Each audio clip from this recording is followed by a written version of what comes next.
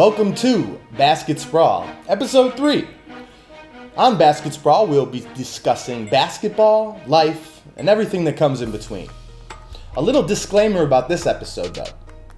We're going to be talking about LeBron in the NBA basketball world for the next, week, 2 weeks, months, 3 months. If he goes to the Lakers with Kawhi and Paul George, 5 years, who knows how long. My point is, content's everywhere about that.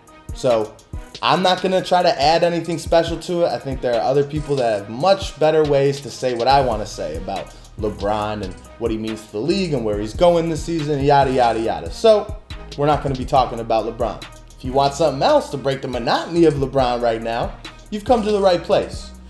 I have 3 sprawls yet again for you sprawlers today. First sprawl, we'll be talking about defense. Defense wins championships. For the second sprawl, we're going to be talking about all the greats and Drizzy Drake. And for the third sprawl, we're going to be talking about Pixar movies and how they rank and how they match up head-to-head versus each other and who would win in hypothetical matchups. But I'm getting ahead of myself. So that's what you got to look forward to for this week's episode of Basketsprawl. Let's get right into it, shall we? Sprawl number 1. I've been thinking a lot about today's NBA game and how it all revolves around getting shots up and possessions and make sure we're running and young legs and being fast, and just really considered why are not all the best players in the league also the best defensive players in the league like they were at some point, in the 80s and 90s for the most part. It kind of lined up. The best players in the league were also making the first team defense team. So in my head, with my own intuition, that's how I make my lists. I don't like to look too deep analytically or get to look at other articles, even though there are great articles out there on defensive players. But this is my first team all-time defense. My point guard, I got Gary Payton, the glove. Now, Gary Payton, incredible member of the Supersonics during the 90s, D'd up Jordan as well as kind of you could in the finals versus the Bulls, and he just kind of goes down as one of the dirtiest, but not in like a bad way, just getting down and dirty and rugged and great defensive player. For my shooting guard, small forward, and power forward for best defenders of all time at those positions, I have Michael Jordan, Scottie Pippen, and Dennis Rodman.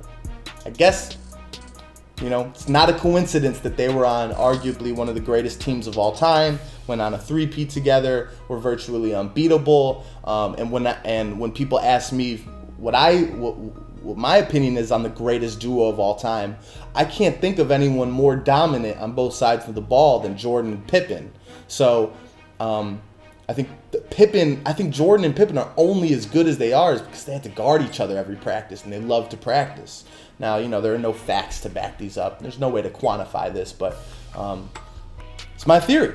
So my 2, 3, and 4 positions are all taken up by former Bulls, championship winning Bulls, Jordan, Pippen, and Rodman. Now for my center, I got Olajuwon. I got 5 people that dominated during the 90s, my first team all-time defense.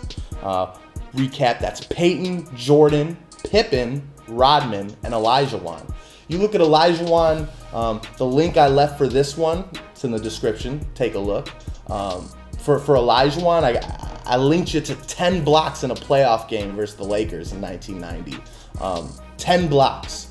Just imagine if that were to happen today in a key playoff game. You look at the stat sheet and someone puts in 32, 15 rebounds, 6 assists, 10 blocks, and 3 steals. Olajuwon was doing that regularly. He's one of the most underrated basketball players of all time, in my opinion.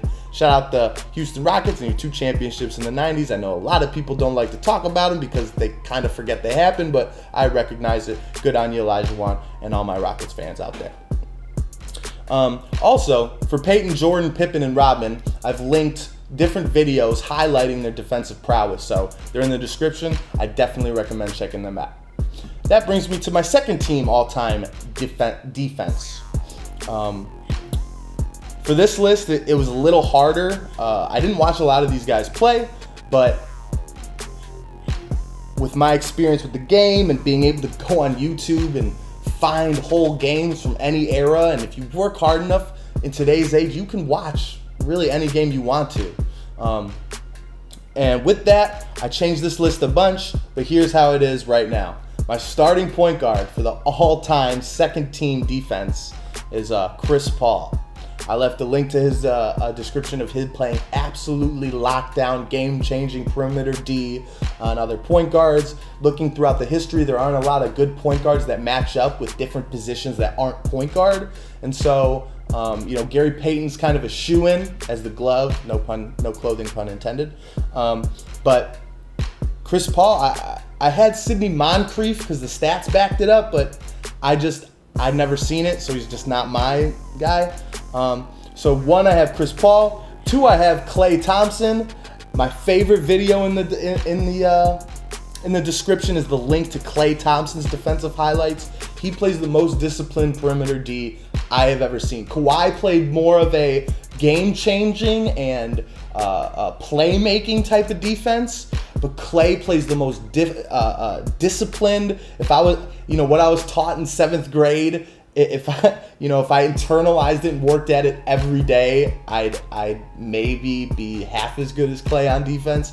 I love watching him play D. It's one of the, I think, the most underrated parts of his game. What makes him a top 15 player in the league right now, and what makes him truly like a remarkable asset in today's NBA and where the NBA is headed towards. A bunch of guys like Klay, and Kawhi, who's my starting 3 on the second team all-time defense.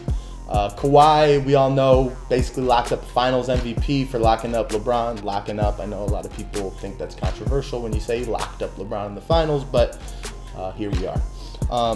Kawhi, just an absolutely devastating playmaker on defense, kind of like I've never seen. I mean, I don't really remember Pippen. I watch a ton of Pippen highlights, but Kawhi's got a similar feeling. I could see Kawhi replacing Pippen in that first championship versus the Lakers when Magic was giving Jordan fits in Game 1. After Game 1, Pippen said, "Mike, I got him."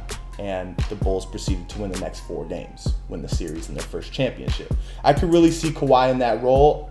For me, in my limited NBA firsthand experience of history of watching it, Kawhi and Pippen are pretty much the only 2 people that I like in that position.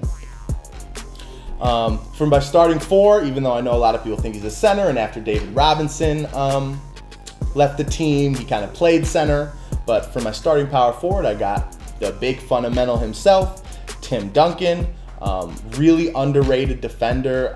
That team kind of worked based on how Tim played offensively and defensively. The link is just him blocking all NBA superstars. Check that video out. Very cool video of all modern day superstars who, you know, Tim Duncan was over 10 years in already when this video was made, and he's still in the right spots, blocking every single NBA superstar we know today. Big fundamentally strong on defense.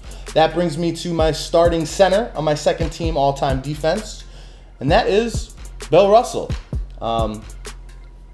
Wasn't around for Bill Russell, didn't really see him play. You can't really argue with the 11 championships or the testimonials that people, you know, really respected classic NBA players have of Mr. Russell. So I left a video in that description about people talking about how great he was on defense and how his foundational strength on defense is what propelled that team to be so dynamic and so dominant in the 60s. So I got Bill Russell rounding out my 5. I mean, the 5 is a loaded position. Let's just get right into honorable mentions. There were a lot of 5s that could have made this list. Patrick Ewing is up there. He made defensive first team, like, I forget the exact number, but a lot of times. Mutombo, great shot blocker. Kevin Garnett, Ben Wallace, a 4-time Defensive Player of the Year. Really underrated player for the early 2000s. I got Jason Kidd, John Havelcheck for some of my perimeter guys, and Andre Iguodala, and Joe Dumars, who did a great job locking up Jordan before he broke through in the 80s. Then I got Walt Frazier, who was made the art of the steal an art. There's a lot of people who say that Walt Frazier changed the game by picking pockets and making that a play. So Walt Frazier, you're an honorable mention, and I think that rounds it out. So just again, this list was made thinking, if I have to stop the best offensive players in each position, who do I pick to guard them? So that's how I thought of this list. Don't blast me for it, hate me for it, just, think about it. Defense wins championships. That's what I have to say about that.